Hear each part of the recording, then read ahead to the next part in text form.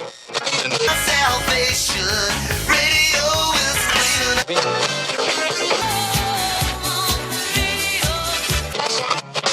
I want to tell you about Texas radio and the Big B.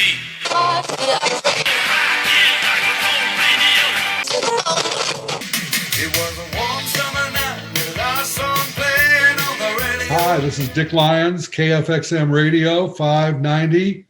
The greatest experience of my life was working with Al Anthony. I learned so much that it's really made my life and made a big difference. Hi, Al. How you doing? I haven't seen you in a long time. You look good. Yeah, you're just saying that, but all the nice things you said about me, you got me blushing. If you can probably can't tell. You got that great olive skin anyway. Okay, what you got? You gonna lie about me, Dick? Yeah, I want to lie about you. I just wanted to say that you ran the best radio station that I ever worked for, and I worked for some pretty big ones. And we own the Inland Empire because of your creativity and your management skills. And, you know, even if you got mad at me because I was late and broke your watch on your desk, I never was afraid of you. Like, I liked you so much and knew you liked me. I couldn't get that mad at you because you're so inventive and all your excuses. Like I had a fight with my landlady. That was pretty often. And you had to fall off the bed and break your arm. I did. And I mean, every day was something new. It's just like, you were creative. Well, you finally gave me that newscast on KDUO at 11 a.m. So I had to be there in time for that. I never was late for being on the air, though.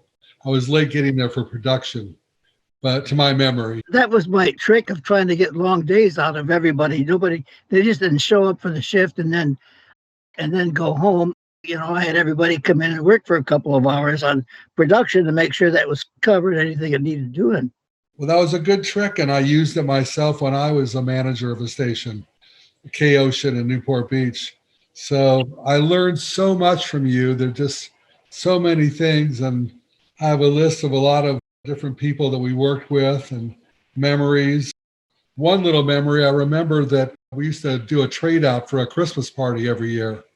Bob and Elle or you decided we'll have a Christmas breakfast. Oh my God, everybody was bitching and moaning at the Bluffs. Remember the Bluffs restaurant? Yep. So we had the breakfast and everybody's drinking Bloody Marys and I think slow gin fizzes, whatever. I think you were afraid somebody's going to get in an accident. Well, you know, eventually I did. Oh, really? Yeah, 1977. I was at the Hilton Hotel and I traded out a big party when I was at KCAL.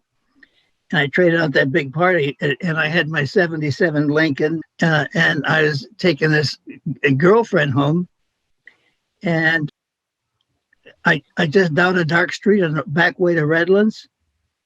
And I spotted him and he was almost stopped in the middle of the road. And I don't know if he had lights on or not. So I tried to swerve to miss him and I nicked him with my right corner and I went to jail. Oh my God. And then oh man, it was serious. In California, you can't drink and drive. I mean, it cost you $25,000 just to blink at it. And then I was on a probation for a year and I had to go to meetings every week. And it was in the back of this old church in Redlands. And the first time I went there was right after work, and I had my 3-piece suit on and my tie, and you know, I used to match my shirt with my socks, with my underwear, and my handkerchief. You were the best dresser I've ever seen, before or since. And I walked into the upstairs in that smelly old church, and I looked around the room, and all I could see was some desolate-looking creatures. I mean, some scruffy-looking people that looked like they hadn't bathed or shaved or changed clothes. And I'm looking around at them, and I'm the only one that's dressed up at all. I figured, I don't belong here. Well, after I was there a few times, I figured, I belong here. I never got busted again, but Um, and still won't drink and drive. Good. That's why you're 92 and you're here. We had a lot of adventures because of being at the Holiday Inn, and because the swimming pool was there. We did a lot of things at the swimming pool. In that big window, we got a lot of stories about that. I had a lot of girls come at night when I did 7 to 11. Were you there when we did the Kissable Lips contest? No, I missed that one. I don't know where I got the idea, but I decided we're going to have a Kissable Lips contest.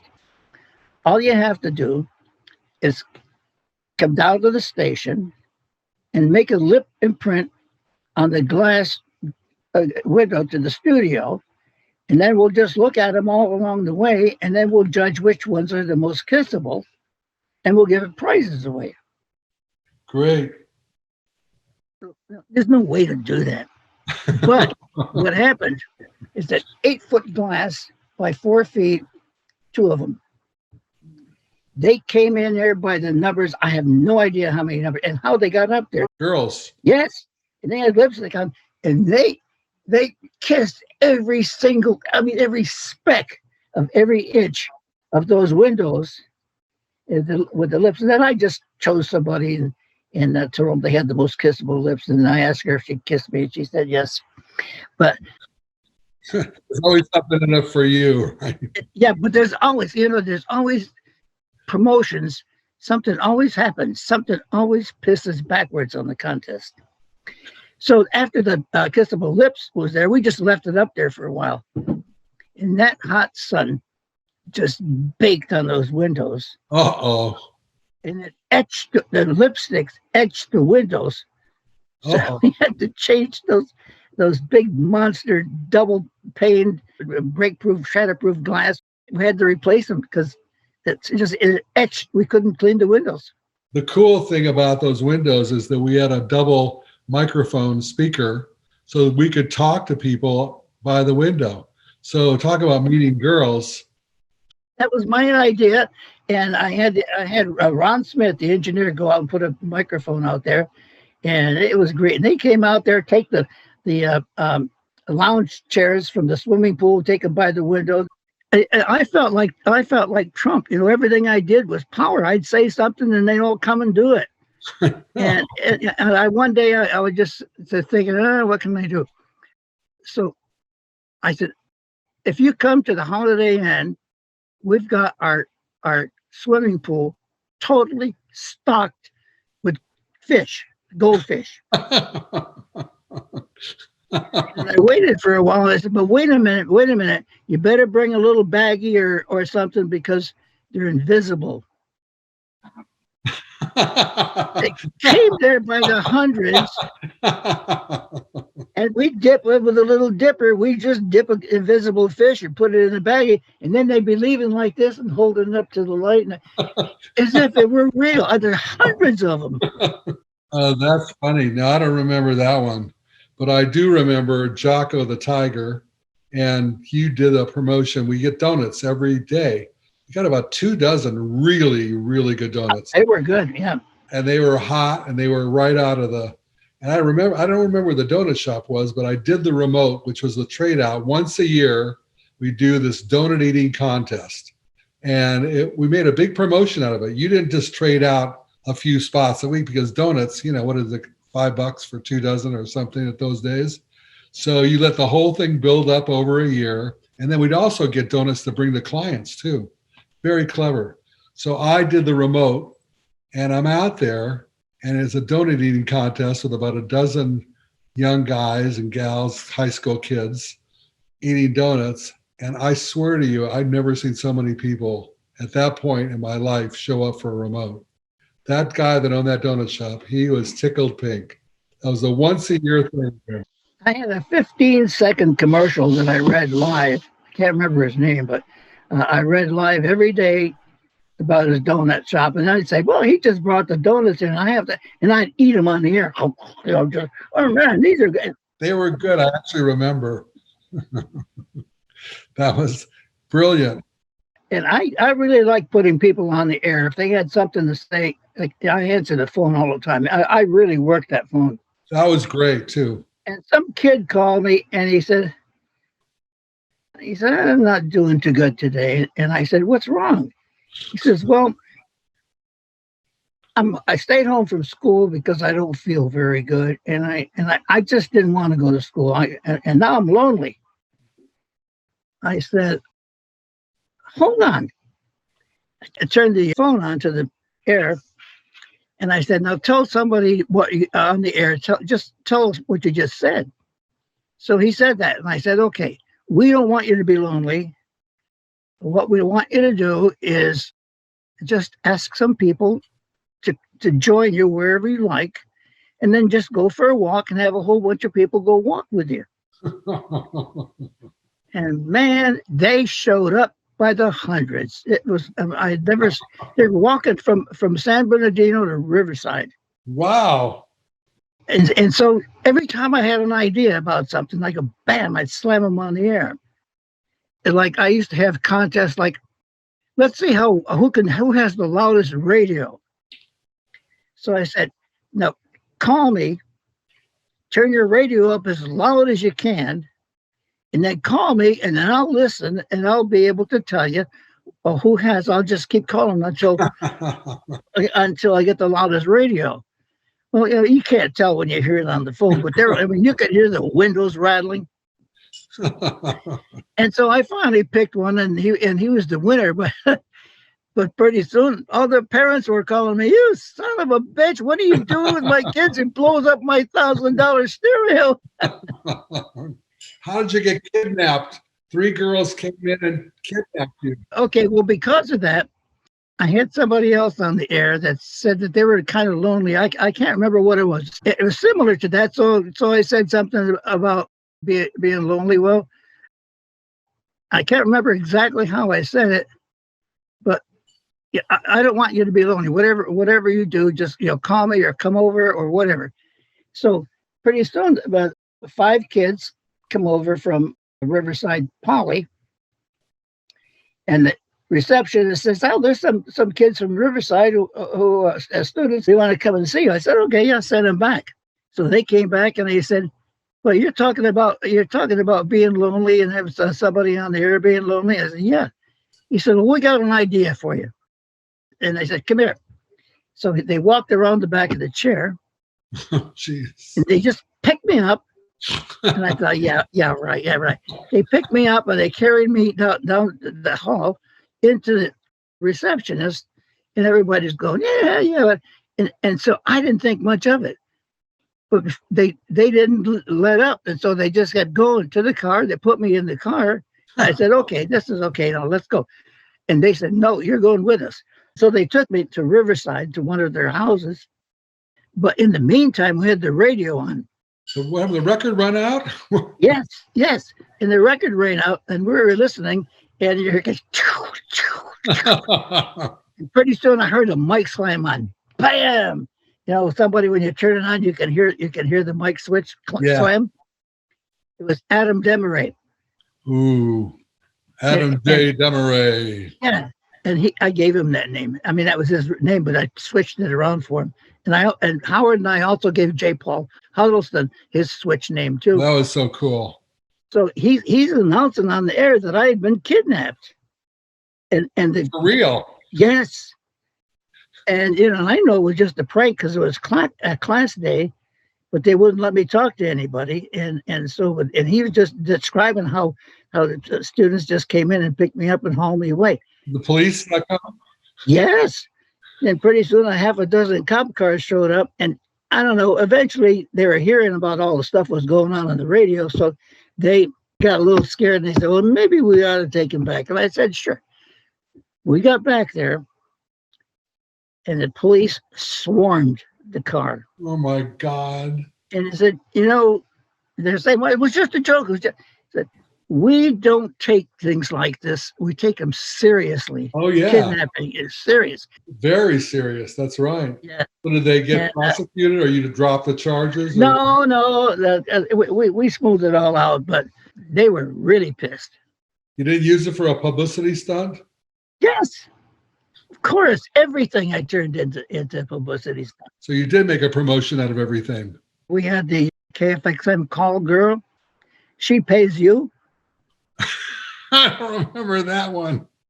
I like that. I traded a Pontiac convertible from the car dealer and took it over to the paint shop and traded out.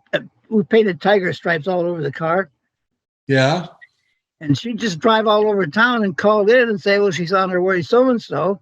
And then she'd call and say, I'm here. And so I say, okay, just everybody just, dash to go see the KFXM call girl because she'll pay you. And then they just drove like crazy to get there. One guy was driving a semi rig and it was in Riverside in the parking lot. And he was trying so hard to get there. He was driving over all the curbs, over and over all the curbs. Oh to my get there. God. Yeah, it was just really, really good. When I left, I went to LA and I'd have dreams at night about KFXM. I would dream about these huge promotions and, really crazy dreams about doing crazy stuff and the Tiger and you and just, I for years, it just made such a mark on my consciousness.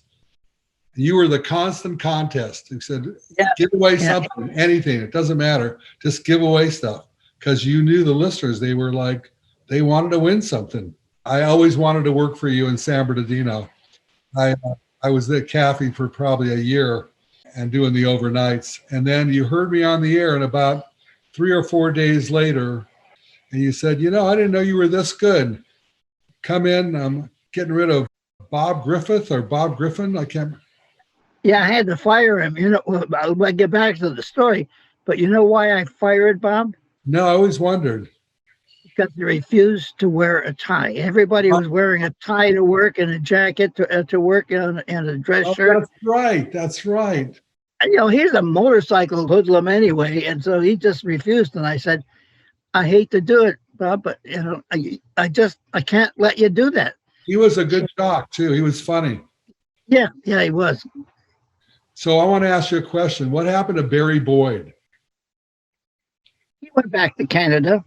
He was really good. When I showed up, the day I showed up, he was on the air, and I'll never forget. He sort of was your style. He was relaxed. His legs were crossed. He had the microphone pulled up and was just doing this really relaxed show. And I come from Cafe, which was Boss Radio, and we did half the show standing up, and we were like, a lot of energy. And he is just so matter of fact, but really good, as you were when you were asking people what color socks you were wearing. I want to show you something from Cafe. Al did a magazine. Everybody was doing these little surveys you can put in your pocket. Al did the Tiger Radio magazine. Yeah, this is, I don't know if you can see this. This is the Cafe. That's my picture. Boss Radio.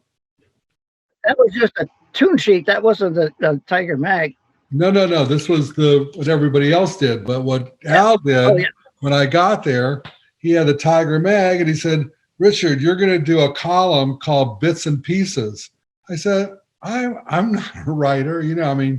I later learned how to write copy for commercials. He says, no. He had these English music magazines that he subscribed to from England, and it had articles in it about the English rock groups, which was the biggest thing then, the Beatles, the Stones. And he said, just take little pieces out of the column and put them together, and we'll run it every week, Bits and Pieces by Dick Lyons. So I became a journalist by Al's cleverness. Do you remember that, Al? Yeah, and we nicknamed you Edgar.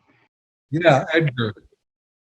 Yeah, but he had, every time we had a concert or whatever, big pictures on the cover. Then the survey was on the back with all the disc jockeys' pictures, not just one on the cover, but all of them. Every time we had shows at the Swing Auditorium, including the March of Dimes shows, but I feature all the artists in there all the time, take their pictures and publish them. That was a hell of a job because I had to publish that every week, and that's a broadside. There's 8 pages. Yeah, it was a big deal. And I really didn't have any help, so I had to lay out the photos, choose the photos. It was very professional. I have some somewhere. Who was the photographer? Mike Pattison was one of the guys. He worked at the Dodge dealership, and he'd come over and take all my pictures. Then I had another little guy that was like a tiger tot.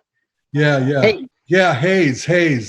yeah. Something And Hayes. so, Yeah. yeah, he took a lot of them. So I also took the photographers with me every time I went to a party in Hollywood. That's why I wound up with so many pictures all the time. Yeah, but you got us pictures too. We all got publicity. We Oh were yeah, all, it was were you great. there? You weren't there when we did the Mr. Custer promotion. No, no. What was that? He came up and we made a big promotion, and I did remotes for a week at the Orange Show. And that's when you did remotes and you played the records there and the whole thing. And so, in order to make it look a lot more authentic, so I went to Hollywood Costume? customers, yeah, and got actual Civil War costumes that they Wow. used in movies.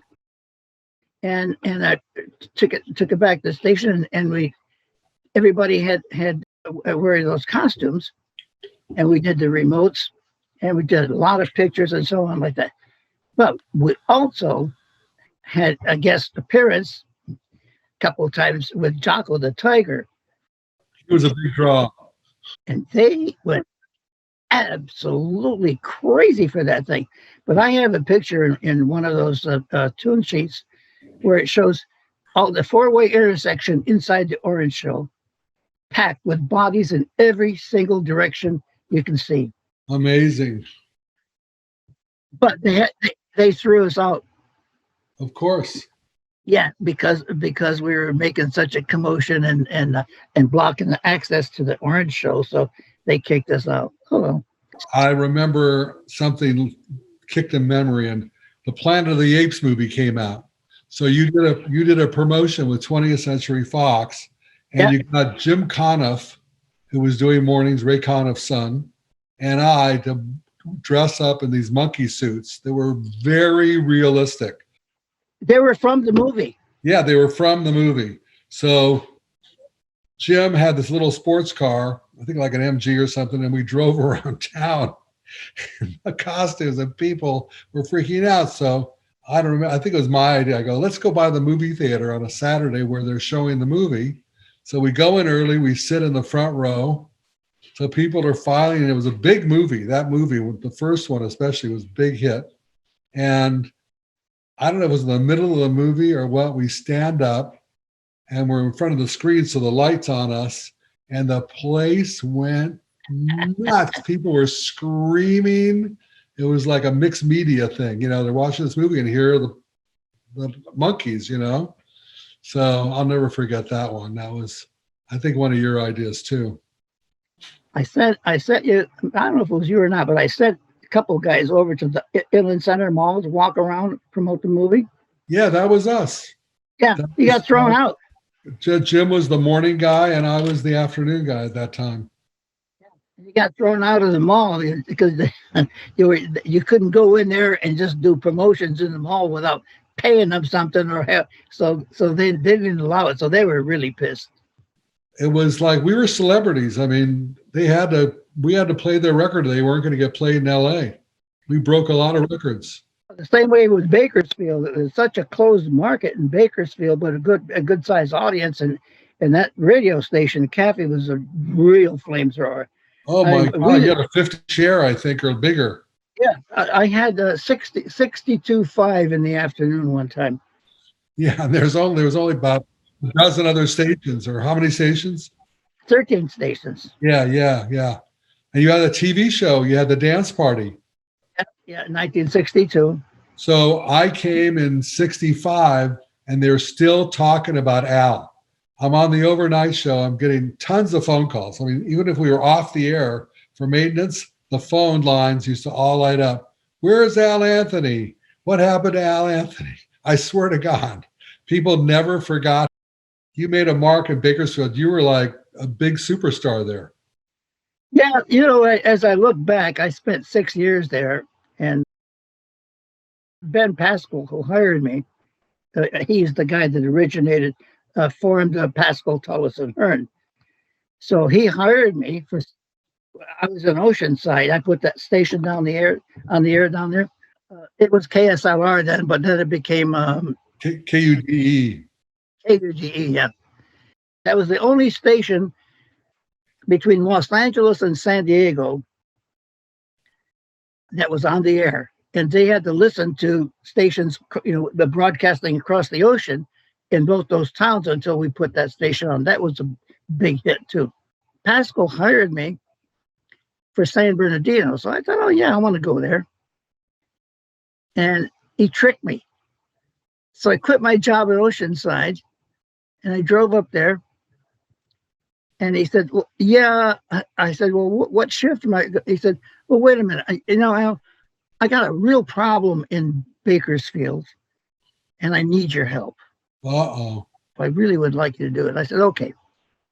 So I just gotten a divorce, so I didn't have a pot to piss in. All I had was my 1956 Ford Victoria hardtop.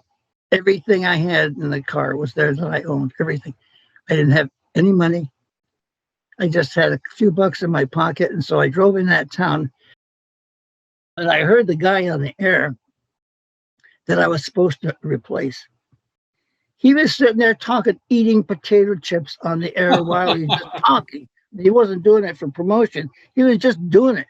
And I could hear him use the metal puck for the 45s, changing the puck on the turntables, and he'd take dead air. It was awful. I didn't have enough money to leave town, so I figured, okay, I'm going to make the most of this. So I went down the street, looked in the paper, and I went down the street, and I told the lady, I said, I just got a job at the radio station here, but I don't have any money, and I need an apartment. So she was nice. I pleaded with her, and so she let me take it and pay her by the week until I got caught up. So I lived right near the radio station at that time.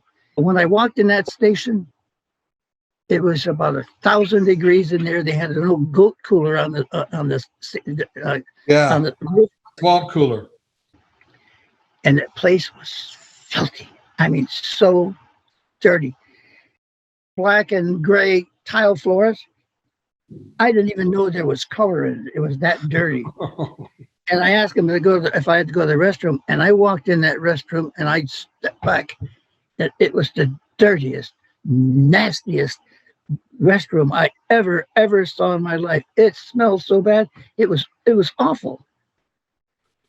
So I went down the street, and I had a hamburger, French fries, and a Coke for 25 cents.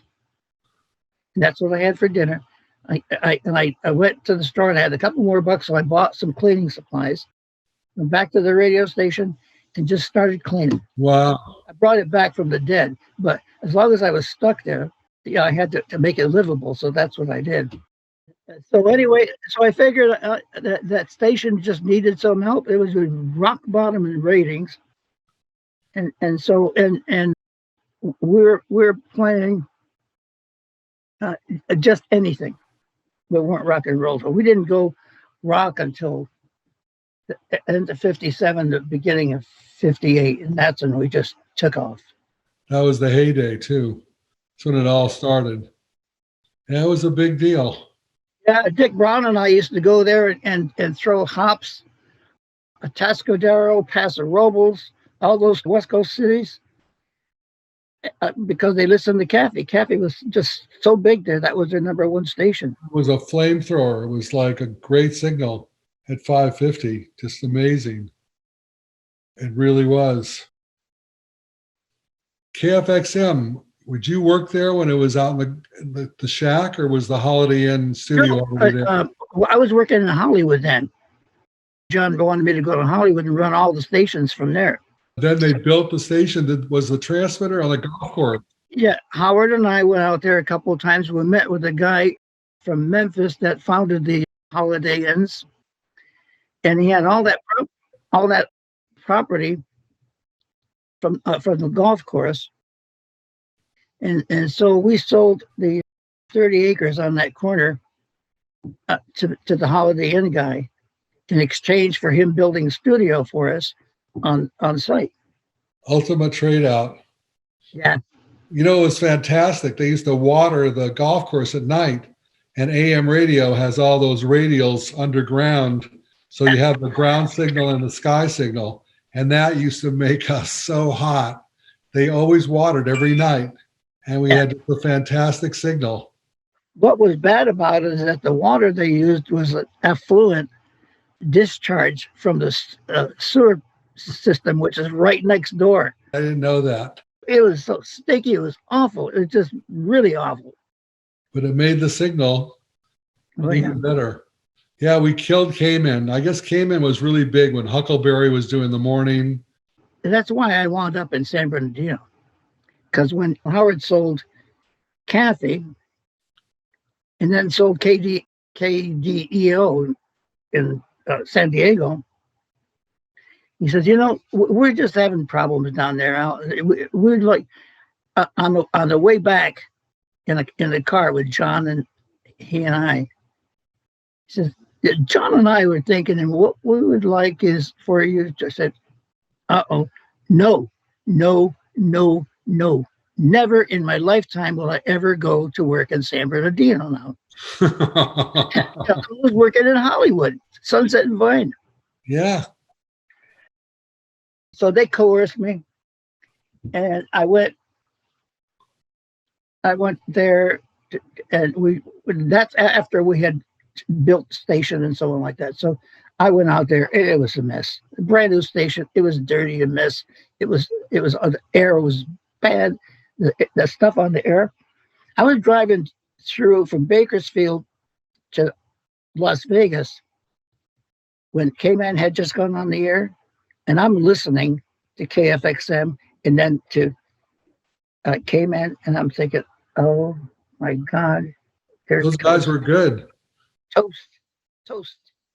Because I was supposed to have that job, by the way. That's another story that Ron Jacobs?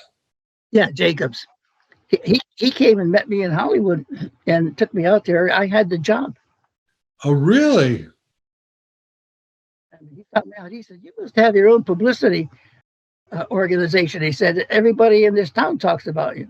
That's why he took me out there. But I think, I'm not sure, but I think Norm Keats, who was the former manager at KFXM, I think he shot me down for some reason. I don't know why. Well, Bill Watson, that turd.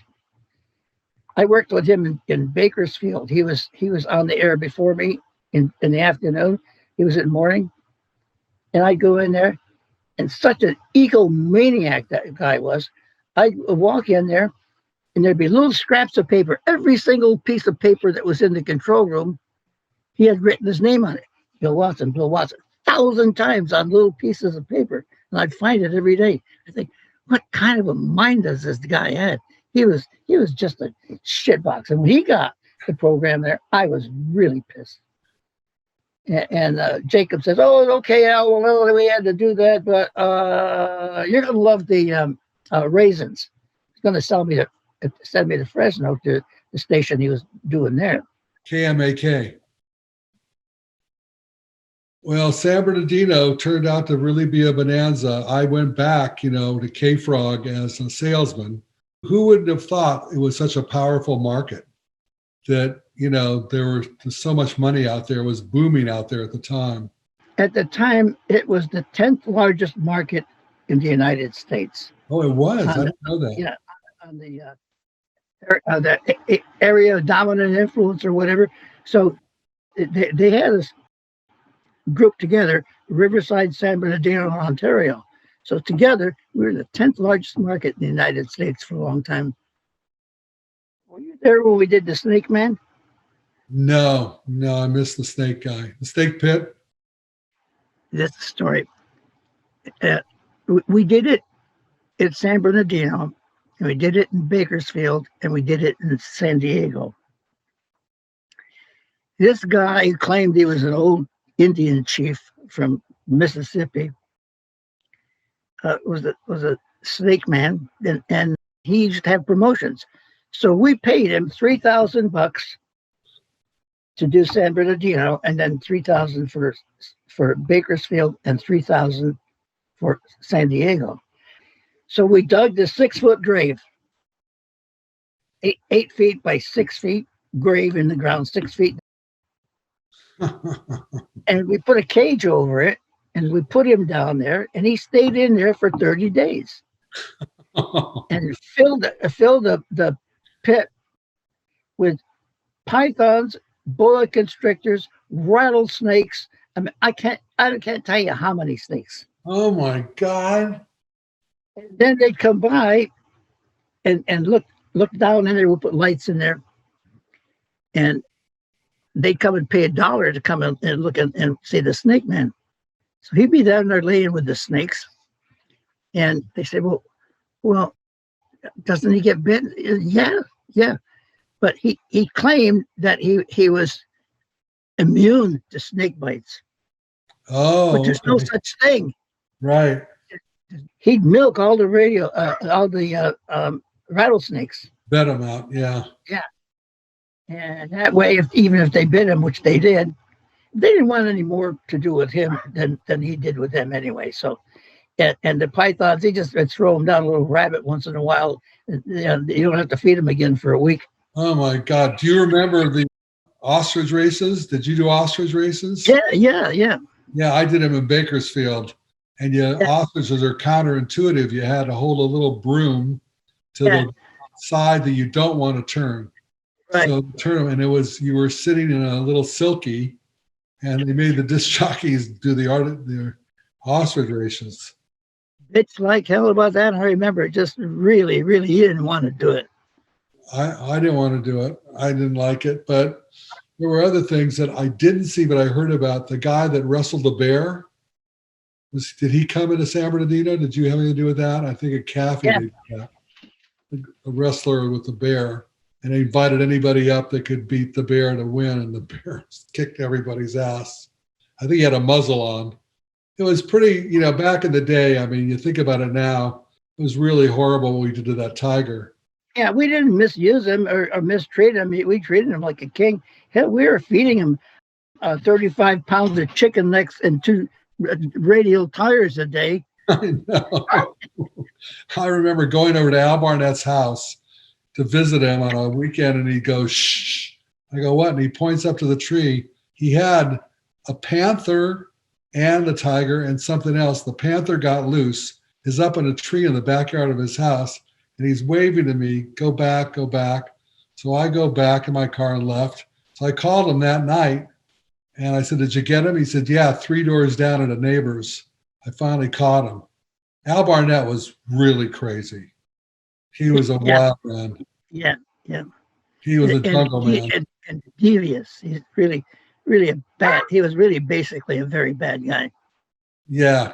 He wanted to do all kinds of crazy things. I was friends with him, but.